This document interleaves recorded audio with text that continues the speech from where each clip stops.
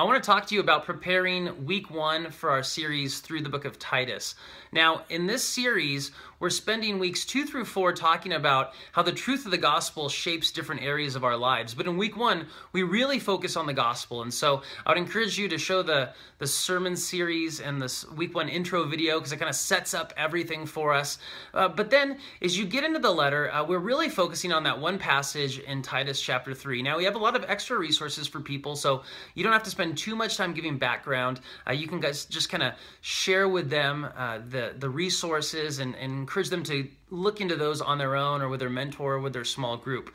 This message is really unpacking the gospel. And so my encouragement to you is that this is an evangelistic sermon. It's a sermon where we want to help people understand who Jesus is and how to put their faith in him. And it's a message, therefore, that we need to keep this exciting in the sense that the gospel is exciting. The gospel is unbelievable. The gospel should leave people just saying, wow. And so we need to keep a few things in mind. We need to define the gospel. We need to explain what the word gospel means, the good news of salvation, what that is.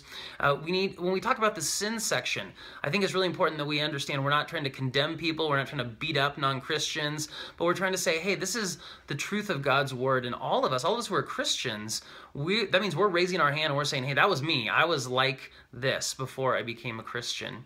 And then as you get into this passage and you run into words like regeneration, again, I would really encourage you to think through how you can explain those words clearly, very clearly. One thing that I like to say, I've said in some other training videos, is that I don't really feel like I'm ready to preach a sermon until I can explain it to my kids and they can explain it back to me. And so if your kids, or if you have grandkids, or just find some little kids at your church, if you can explain to them regeneration, then I think you're ready to preach on it. But again, this is a message of it's an evangelism sermon, or it's an evangelistic sermon, and that means that when we get to the point of good works, I don't want to get into too much detail because you want to give away what's going to happen in weeks 2 through 4. But really, for Christians, I would just say to encourage them to really just stand in awe of the gospel and to worship God for the gospel, which is good for all of us to do every single day, but also to encourage them to really get to know this message and to share it. I think in the sermon video, I even challenged Christians to share it with someone that they care about this week. So